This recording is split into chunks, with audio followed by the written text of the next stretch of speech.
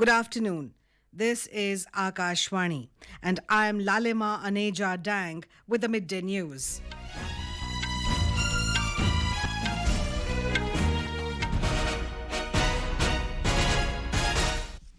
The headlines. Finance Minister Nirmala Sitharaman presents interim budget for financial year 2024-25. No changes in direct and indirect taxes rates. Certain tax benefits to startup and investments made by sovereign wealth funds and pension funds extended till the 31st of March 2025. Fiscal deficit in 2024-25 estimated to be 5.1% of GDP. Outlay for capital expenditure and infrastructure development to be increased by 11.1% to 11,11,111 crore rupees. Centre to encourage vaccination for girls in age group of 9 to 14 years for prevention of cervical cancer. Government to build 2 crore more houses in next 5 years under PM Awas Yojana Grameen. Application of Nano-DAP to be expanded in all Agro-Climatic zones. Government to set up 5 integrated aquaparks. Government to launch new scheme to strengthen deep tech technologies for defence purposes to expedite self-reliance atmanirbharta. Railways to implement 3 major economic corridor programs. Centre provided direct financial assistance to 11.8 crore marginal and small farmers. 1.4 crore youth trained under Skill India mission with establishment of 3,000 new ITIs. And Prime Minister Narendra Modi terms interim budget as inclusive and innovative. And now the news in detail. Finance Minister Nirmala Sitharaman presented the interim budget for the year 2024-25 in Parliament today. There is no proposal to make any changes in direct and indirect tax rates. Finance Minister said it has been decided to retain the same tax rates and for direct and indirect taxes, including import duties. She said the government has already reduced and rationalized tax rates. Under the new tax scheme, there is now no tax liability for taxpayers with income up to 7 lakh rupees, up from 2.2 lakh rupees in the financial year 2013-14. The threshold for presumptive taxation for retail businesses was increased from 2 crore rupees to 3 crore rupees. Similarly, the threshold for professionals eligible for presumptive taxation was increased from 50 lakh to 75 lakh rupees. However, Finance Minister proposed to extend certain tax benefits to startups and investments made by sovereign wealth or pension funds and also tax exemption on certain income of some IFSC units till the 31st of March 2025. Finance Minister said that the government will lay a white paper on the economy in Parliament.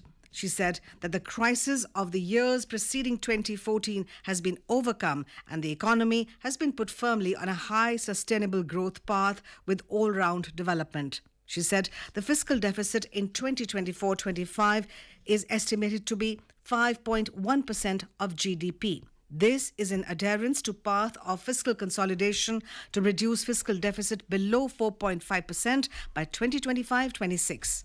Budget estimates for 2024-25. Coming to the year 2024-25, the total receipts other than borrowings and total expenditure are estimated at 30.80 and 47.66 lakh crore rupees respectively. The tax receipts are estimated at 26.02 lakh crore rupees. The fiscal deficit in 2024-25 is estimated to be 5.1% of GDP.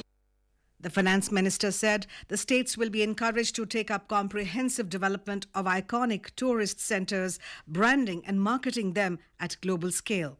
She said despite the challenges due to COVID, implementation of PM Awas Yojana Grameen continued and they are close to achieving the target of 3 crore houses. She said 2 crore more houses will be taken up in the next 5 years to meet the requirement arising from increase in the number of families.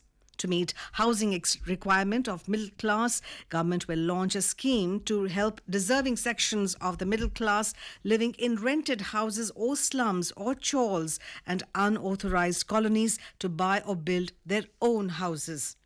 Through rooftop solarization, 1 crore households will be enabled to obtain up to 300 units free electricity every month.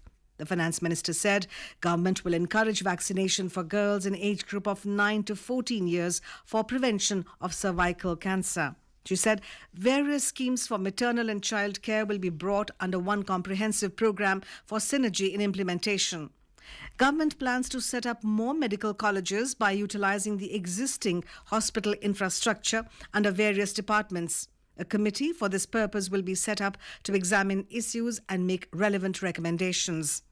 The finance minister said goods and services tax has enabled one nation, one market, one tax. She said tax reforms have led to deepening and widening of the tax base. The finance minister said strengthening of the financial sector has helped in making savings, credit and investments more efficient. She said recently announced India, Middle East, Europe economic corridor is a strategic and economic game changer for India and others.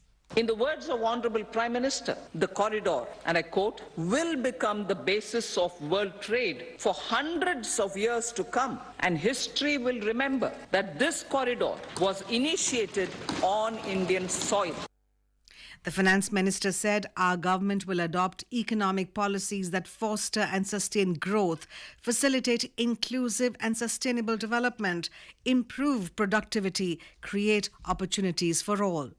She said the newly designed U-Win platform for managing immunization and intensified efforts of Mission Indradhanush will be rolled out expeditiously throughout the country. She said, with confidence arising from strong and exemplary track record of performance and progress earning Sabka Vishwas, the next 5 years will be years of unprecedented development and golden moments to realize the dream of developed India at 2047. Finance Minister Nirmala Sitharaman has announced that healthcare cover under Ayushman Bharat scheme to be extended to all ASHA workers, Anganwadi workers and helpers. In the interim budget, several measures and initiatives have been announced for farmers, including dairy farmers and fishermen. She said that efforts for value addition in agricultural sector and boosting farmers' income will be stepped up. Mentioning initiative announced in 2022, the finance minister said that a strategy will be formulated to achieve atmanirbharta for oil seeds such as mustard, groundnut, sesame, soybean and sunflower. In the interim union budget, many measures have been announced for dairy farmers also. The finance minister said after successful adoption of nano-urea, application of Nano-DAP on various crops will be expanded in all agro-climatic zones. She announced that implementation of Pradhan Mantri Matsya Sampada Yojana PM Awas will now be stepped up to enhance aquaculture productivity from existing 3 to 5 tons per hectare, double exports to 1 lakh crore and generate 55 lakh employment opportunities in near future. She also announced that 5 integrated aquaparks will be set up. The finance minister announced that a corpus of 1 lakh crore rupees will be established with 50-year interest-free loan. This corpus will provide long-term financing or refinancing with long tenors and low or nil interest rates. This will encourage the private sector to scale up research and innovation significantly in sunrise domains. She said that a new scheme will be launched for strengthening deep tech technologies for defense purposes and expediting atmanirbharta. Ms. Sitharaman highlighted that building on the massive tripling of capital expenditure outlay in the past 4 years had a huge multiplier impact on economic growth and employment creation. In an important announcement, she proposed that the outlay for the next year is being increased by 11.1% to 11,11,111 crore rupees. This would be 3.4% of the GDP. Some major programs for railways have also been proposed in the interim budget.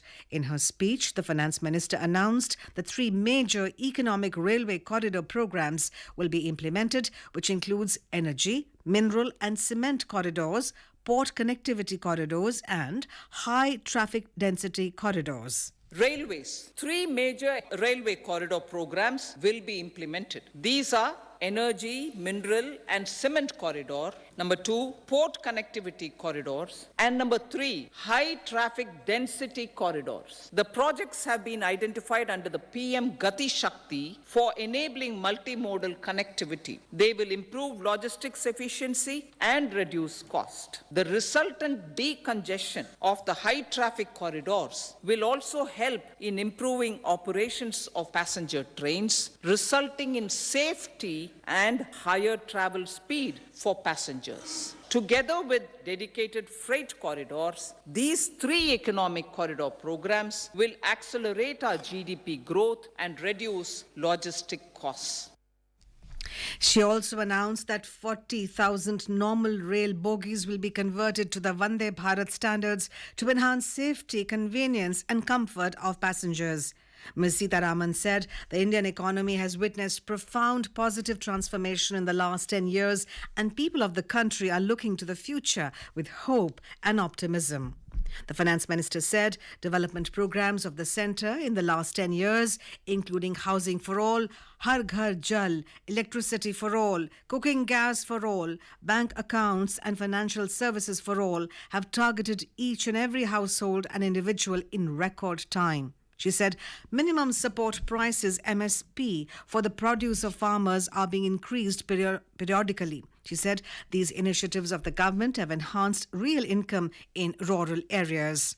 Ms. Sitharaman said in the past 10 years, the government has assisted 25 crore people to come out of multidimensional poverty. Direct benefit transfer of 34 lakh crore rupees into PM Jan Dhan accounts has led to the savings of 2.7 lakh crore rupees for the government. The PM Swanidhi scheme has provided credit assistance to 78 lakh street vendors. Narendra Modi government started PM Jan Yojana, which reaches out to particularly vulnerable tribal groups who have remained outside the realm of development so far. PM Vishwakarma Yojana, initiated by the centre, provides end-to-end support to artisans and craftspeople engaged in 18 trades. Elaborating on schemes brought for the farmers, the Finance Minister said under PM Kisan Samman Yojana, direct financial assistance was provided to 11.8 crore Annadata, including marginal and small farmers. Crop insurance has been given to 4 crore farmers so far under PM Fasal Bima Yojana. Throwing light on steps taken to empower the youth, Ms. Sitharaman said the National Education Policy 2020 is ushering in transformational reforms. She said the Skill India mission has trained 1.4 crore youth while upskilling and reskilling 54 lakh youth and establishing 3,000 new ITIs. 43 crore loans aggregating to 22.5 lakh crore rupees have been sanctioned under PM Mudra Yojana. Prime Minister Narendra Modi has termed the interim budget as inclusive and innovative. He said this budget has a reflection of the young aspirations of a young India. Mr. Modi said for research and innovation, a fund of 1 lakh crore rupees has been announced. इस budget में युवा भारत की युवा आकांक्षाओं का, भारत की young aspirations का प्रतिबिंब है। बजट में 2 महत्वपूर्ण निर्णय लिए गए। रिसर्च और इनोवेशन पर 1 लाख करोड़ रुपए का फंड बनाने की घोषणा की गई। बजट में स्टार्टअप्स को मिलने वाली टैक्स छूट के विस्तार का भी ऐलान किया गया है। इस बजट में फिस्कल डेफिसिट को नियंत्रण में रखते हुए कैपिटल एक्सपेंडिचर को 11,11,111 करोड़ रुपए की ऐतिहासिक ऊंचाई दी गई है। Under PM Mudra Yojana, 30 crore loans have been given to women entrepreneurs. And now, before we end the bulletin, the headlines once again. Finance Minister Nirmala Sitharaman presents interim budget for financial year 2024-25. No changes in direct and indirect tax rates. Certain tax benefits to startup and investments made by sovereign wealth funds and pension funds extended till the 31st of March 2025. Fiscal deficit in 2024-25 estimated to be 5.1% of GDP. Outlay for capital expenditure and infrastructure development to be increased. Centre to encourage vaccination for girls in age group of 9 to 14 years for prevention of cervical cancer.